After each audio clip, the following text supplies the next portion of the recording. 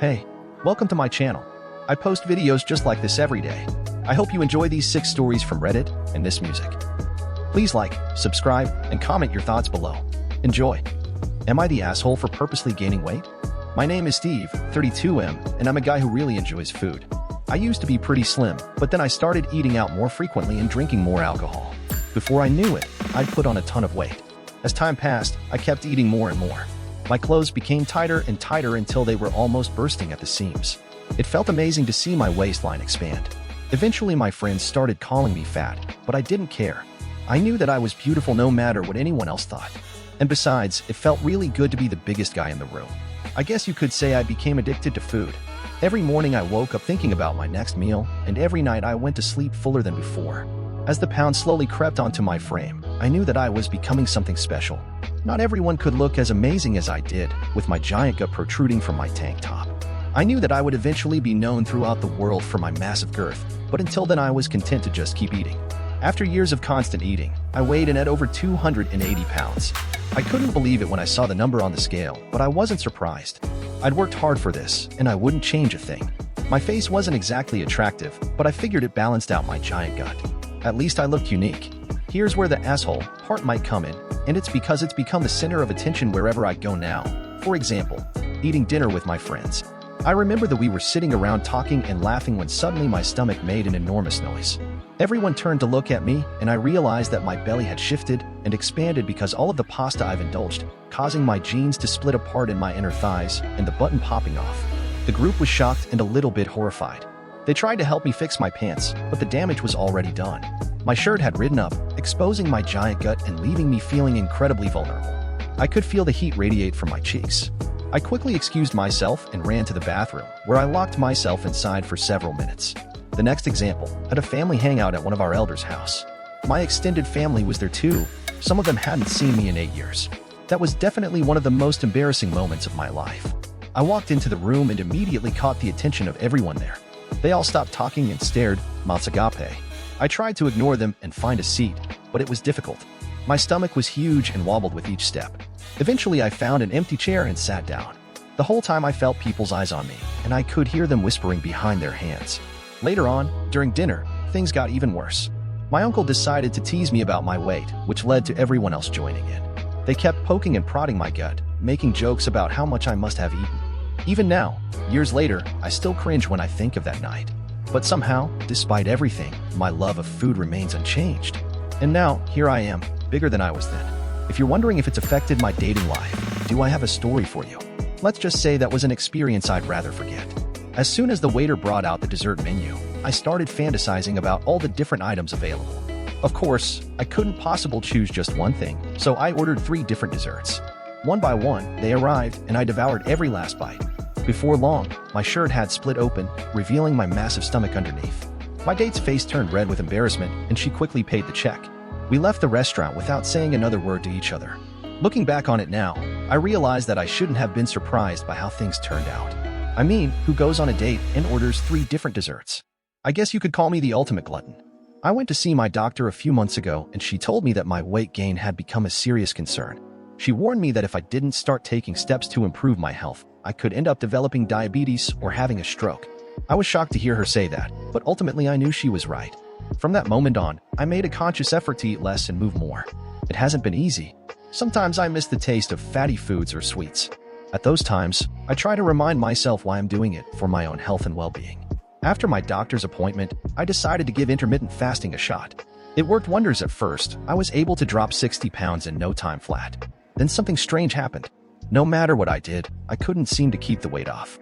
I tried running, swimming, and even hiking up mountains, but nothing helped. Eventually, I gave up. I figured there was no point in trying anymore since I'd already gained back double what I'd lost. Feederism is definitely an unusual fetish, but it's one that I've grown to appreciate over time. For those who aren't familiar, it involves getting pleasure from seeing someone else eat. I suppose you could say I've become a bit of a feedie myself. There's nothing quite like watching someone enjoy a delicious meal, especially when that person is me. Fun one about my childhood. I recently was told the story from my parents. When I was really little, my brother, 1 year younger, and I had some Duplo Lego blocks that we loved and played with daily. We had 2 chests of these blocks and we were only allowed to have 1 chest open at a time. One day my dad came downstairs and found us playing with not the blocks, but both chests were open and the blocks were everywhere. My dad told us to clean them up, then went back upstairs. A little while later, my brother and I went upstairs and was asked by my dad if we had cleaned them up. We hadn't and was met with, "If you don't clean them up, I will give them to someone who actually wants them." My brother and I head back downstairs. From what I was told, we were down there for 5 minutes then came back upstairs. My dad met us again with the question of if we picked them up. My response to my dad was no, you can give them away. My dad said that night after we had went to bed he went down there with a shovel and put them away, wrapped the chests with tape and put them in his truck. On the way home from work the next day he gave them to another family. He told me that for the next week he was expecting us to ask where the blocks were. Nothing. He said he was frustrated that we didn't really care, and what pissed him off the most was about a week after the blocks had left, I walked up to him and said, "You forgot one. Do you think you can give this one away too?" I could see him getting flustered by telling the story, which I thought was hilarious. My mom chimed in to say I did that sort of thing all the time. She said she would tell me not to do something and would then tell me the consequences just for me to think about it for a second and then do it anyway, because I didn't mind the punishment afterwards. So let me tell you my story. So, there I was, scrolling through my phone one evening, feeling kinda meh about how my days were just blending into one another. You know that feeling when you're just going through the motions, right? Anyway, I stumbled upon this app called To Do of Happiness. I was a bit skeptical at first because, come on, how many apps promise to change your life and then, don't? But something about this one caught my eye, maybe it was the promise of happiness or just the simplicity of the idea. So, I thought, why not, and downloaded it. The whole concept was surprisingly straightforward. Start small with achievable goals that bring joy, and gradually build up. I mean, we all love ticking off tasks, don't we? The app asked me to set a personal goal. Nothing grand, just something I wanted to work towards. For me, it was to be more active because, let's face it, my couch and I were becoming way too close. The first phase was pretty simple. Do one thing each day for 21 days that moves you towards your goal. For me, it was as easy as choosing to walk instead of drive for short distances. I scribbled down my task in the app, because, honestly, pen and paper feel like homework, and off I went. Here's the cool part, every evening, I'd get this little nudge from the app to check in. Did I do the walk? Yes? Mark it as a happy day. If not, it was an unhappy day, but the app had this encouraging vibe that made me want to try again, not just give up. After 21 days, I leveled up to 2 tasks a day. This felt a bit more challenging, but also more rewarding. I added in some home workouts. Suddenly, I was looking forward to figuring out what my tasks would be, and the satisfaction of checking them off was kinda addictive. Fast forward to 90 days later, I was on phase 3, managing 3 tasks a day. It wasn't just about being more active anymore. I found myself slipping in tasks like calling a friend I hadn't spoken to in ages or trying out a new recipe. And, guess what? I actually felt happier. It's like the app knew that happiness comes from doing little things that mean a lot. But here's the real game changer for me, the app's features. Reminders, because I'm forgetful. Progress tracking, because seeing how far I've come is a huge motivator. And awards for completing phases, which, admittedly, made me feel like a kid again, but in the best way. Plus, the home screen widget kept my goals literally front and center. I even dabbled in the meditations and sleep stories, which were like the cherry on top of my happiness sundae. And that sunset simulation feature? Pure genius for winding down. So, yeah, that's how the To Do of Happiness app changed my life. It sounds cheesy, but it turned my med days into yeah days. And all it took was a little nudge towards doing things that brought me joy. Who knew happiness could be just an app away? This girl from my school got all her friends to hate me because she was bored. Let's call this girl Izzy, 17. This girl has heavy dreams. Pretty hardcore dreams. She dreams of going to America to pursue university for studying business. But she can't make the choice between 2 universities, as it was either the top university with awesome marks or the university with the worst partying culture, in which she had wanted to spend her years doing. Honestly, she seemed alright. Not the nicest, but no one's nice, when I first met her. I didn't really care much about looks, and there was a girl I really wanted to talk to more, and she had the same ideas, so we sat together. We talked about dreams and subjects and passions, and then the girl talked about her insane love life. She said how she wanted to go to Italy and Greece to meet hot men for university while complaining about how she hates school, and then proceeded to tell me how she got laid at 13. I was so shocked, and she was saying how it's normal here, and she asked whether I was a virgin or not. I was like nope, where Izzy asked if I had ever had a boyfriend, in which I said nope. I proceeded to ask her how about you, where she kept quiet and did talk about her insane love life. After that, the 2 of them along with their friend group spreaded rumors about me, the worst rumors possible. I was in boarding at this time and it was so obvious what they were saying about me, and it deeply hurted me so much. I left and forgot about them until I told casually a new friend I made that she hates me, who she proceeds to ask Izzy directly. Turns out she hates me because I asked if she was a virgin? And she felt slut-shamed. I don't know how to even tell the two. I just did not know what else to ask. They seemed so absorbed in the conversation about their scandalous lifestyle after school.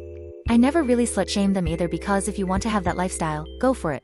After that, my friend told me that their trouble group do the same thing, picking out the smallest grudges against anyone like their looks when they are bored to trash talk and spread rumors about them.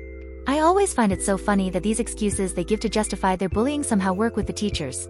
Izzy had previously got into trouble as she bullied a girl because they stuck by their friend when she bullied the friend, and she never got in trouble for that. Let's be real, did she really hate me cause I asked her if she was a virgin accidentally somehow, or because my lifestyle didn't involve drugs and partying because I was not rich enough for that? Im just exhausted. Lately, I've been feeling more and more exhausted. I feel like the world is closing in on me. So there is much background information required for people to properly understand my situation. 1. I live in Iran. As many of you may or may not know, my country is ruled by a brutal theocratic regime that opposes basic human freedoms. Things such as women's rights or premarital relationships are generally frowned upon. 2. My parents have a tendency to overreact to every single situation. They are not the bravest of people and get scared quite easily. They also have this defense mechanism that causes them to basically go all out on me and destroy my mental state as a way of calming their own. How do all these connect? You might ask. Well, let me tell you. I 18M finally got into uni this autumn.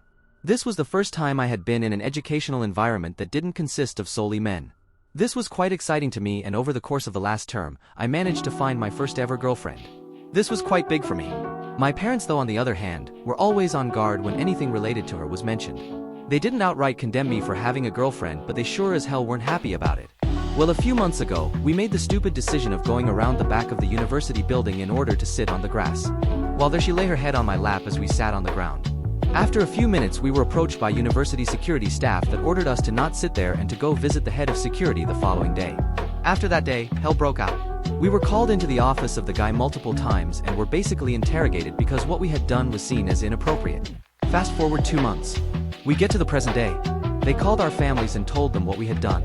My parents knew but acted just as I had suspected. Another week passes and we learn through email that the university has held a tribunal for us and that our verdicts were as follows.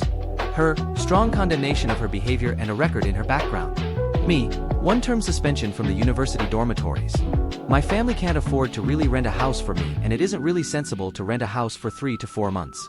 I have consulted a cousin and am trying to appeal the verdict, but my family still doesn't know about the verdict. I am bothered that I can't tell my family, but I am also scared to tell them. I'm just exhausted and I can't think properly. I hope my mindless gibberish was at least interesting for some people out there. Guy came into my office today wanting to update his pronouns. A guy came into my office today saying he wanted to update his pronouns. I'm aware of what that is, but we're a small family business, so we really don't have a lot of experience with it. Still, wanting to be respectful, I asked him what he wanted to change his pronouns to. His name is Alex. So he /him/his says Alex. Now, as far as I know, Alex has always been a guy.